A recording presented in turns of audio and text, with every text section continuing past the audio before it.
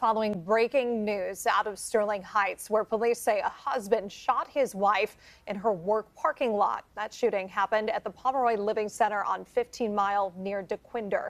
Gina Vici has an update on the victim's condition and the investigation. Yeah, this is still a very active scene behind me. Take a look at this. Look at the bullet casing markings on the ground here. Sterling Heights police saying around 8 o'clock this morning they received a 911 call that a woman had been shot in the parking lot here at the Pomeroy Living Center off of 15 Mile near DeQuinder. We're told an employee was shot by her husband in the parking lot. We're told they both lived in the city of Warren and that the husband came up to his wife's employer and shot her several times. Police thankfully were able to respond to the scene within seconds. The wife was rushed to a nearby hospital where she is still alive. Police encountered the husband, who was armed with a revolver, and were able to take him into custody. Here is Captain Mario Bastianelli talking about the moment officers encountered the gunman. Like I said, our officers were here, very quickly, so which makes all the difference in the world of somebody with a gun and they're actively shooting at people. So this happened to be a targeted incident because it was a domestic situation, but you never know how these things are going to transpire, right? How they're going to work out. Officers show up, you have a guy with a gun, does he go peacefully, or does this end up turning into a shootout with our officers? It's a very stressful situation on everybody, including our officers arriving. All in all, a good ending to a bad situation. Again, we're told the female victim is expected to survive despite being shot several times in the body. And again, her husband has been taken into custody. No word yet on when he could be charged. In Sterling Heights, Gino Vici, CBS News, Detroit. That was the official report, the facts, the news footage. But behind the flashing lights and police tape, there's a deeper story. You just saw the aftermath. But what led to this moment wasn't just rage. It was betrayal, identity collapse, and a man pushed past his edge. This is the story of Deshaun Flood and the brutal fallout of discovering the truth.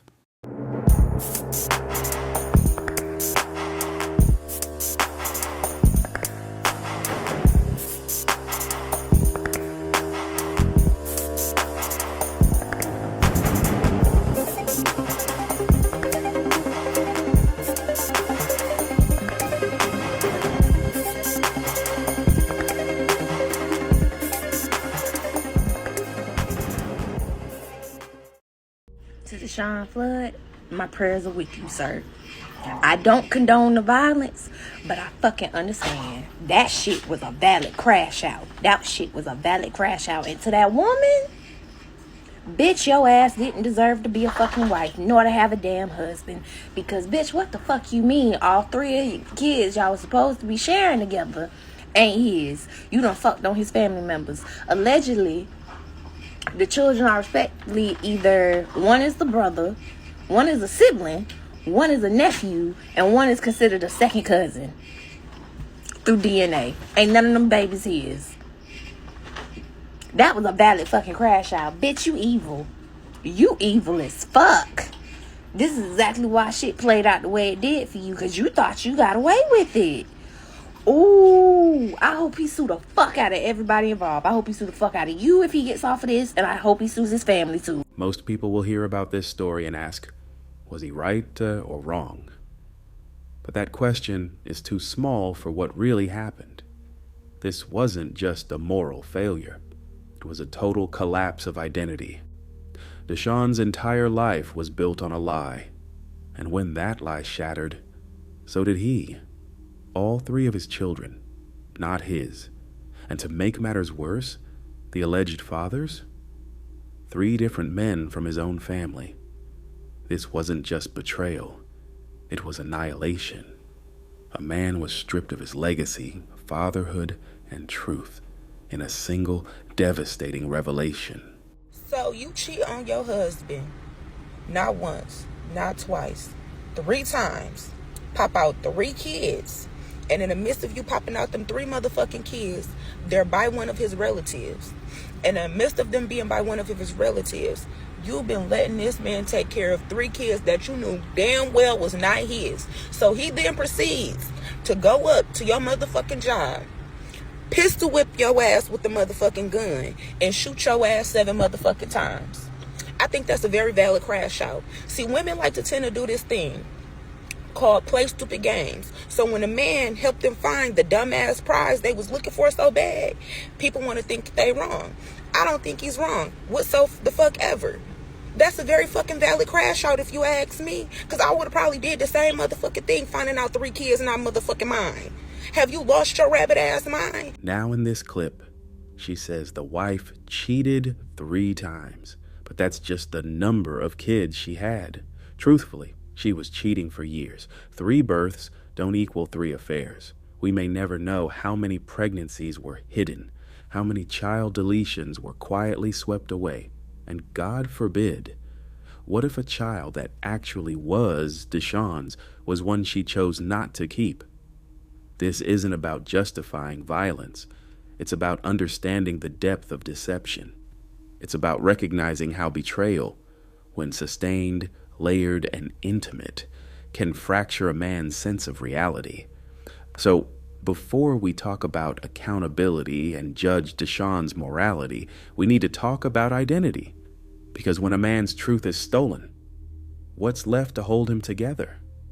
The system won't hand it back. It won't rewind the years he spent raising children that weren't his. It won't erase the birthdays, the bedtime stories, the sacrifices. It won't reimburse the emotional investment or the financial one. And it sure won't punish the deception that started it all. Instead, it expects him to swallow the betrayal, to keep paying, keep parenting, keep performing, as if nothing broke inside him. But something did.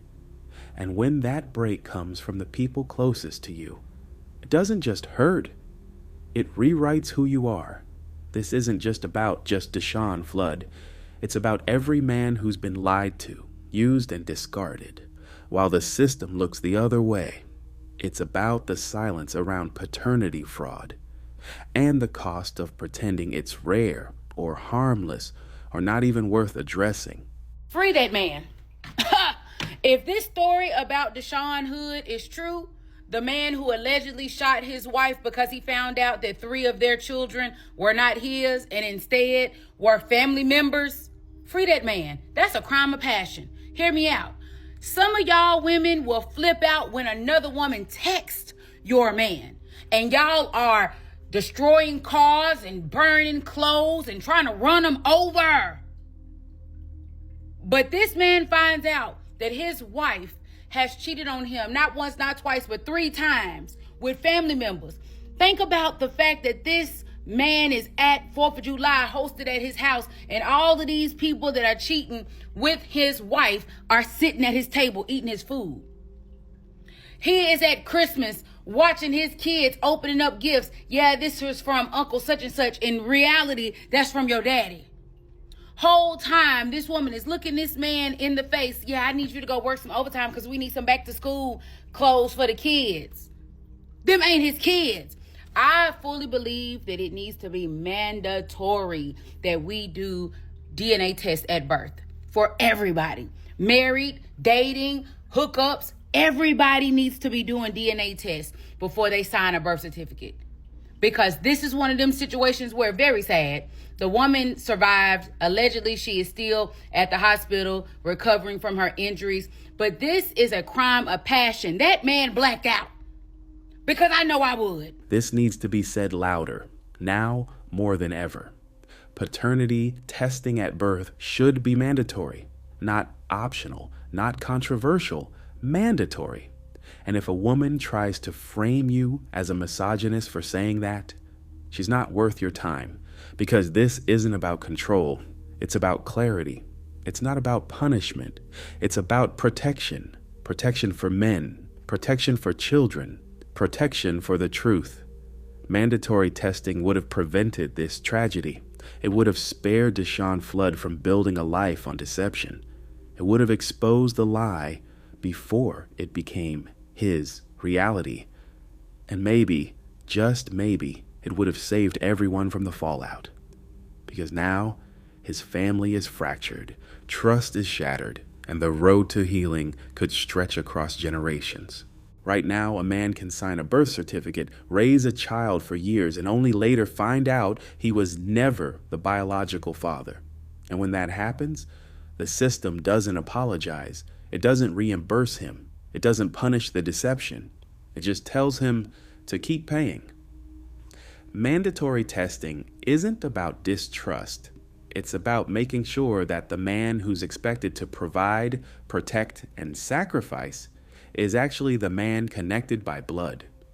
And in cases where paternity fraud is proven, the offending party should face real consequences. Not just emotional accountability, but also face civil and legal penalties. Because right now, the system punishes the deceived. Men are forced to care for children that aren't biologically theirs. They're tied to birth certificates, locked into legal obligations, while the person who lied walks away untouched. Men require federally legislated protection from paternity fraud. If you thought this story couldn't get any darker, wait for this. We don't feel sorry for the man. No, we don't feel sorry for this guy. This guy that, yeah, she had 3 kids on him. Oh well, she's paying him back for like all the misery that all us women go through. You know how many of us women have husbands that have babies outside of our marriages and we would like to, but we don't. Have a productive good day. So, let me get this straight. 3 kids, none of them his. A man lied to for years, humiliated by members of his own bloodline, and her response is, oh well? She calls it payback for what other women go through. That's not justice. That's venom. That's bitterness dressed up as empowerment. If you think betrayal on this level is some kind of karmic reward, you're not fighting for equality. You're just an agent of chaos. If your idea of retribution and empowerment is watching a man's life collapse, watching an entire family fracture under the weight of deception, watching children grow up in the wreckage of lies and infighting, you don't need a platform. You need therapy. This isn't about a gender war. This is deeper than that. And if you can't recognize that, you're not ready for the conversation. This woman didn't just miss the point. She lost the plot entirely. At the end of the day, this ending wasn't just the outcome of one man's choices, but also an evil woman, a few demonic family members, and of a system that rewards deception. Deshaun Flood is not an anomaly. He's a reflection of what happens when truth is treated like an inconvenience. Drop your thoughts below. Let's talk, not just about Deshaun Flood, but about the legal blind spots and cultural double standards that leave men defenseless.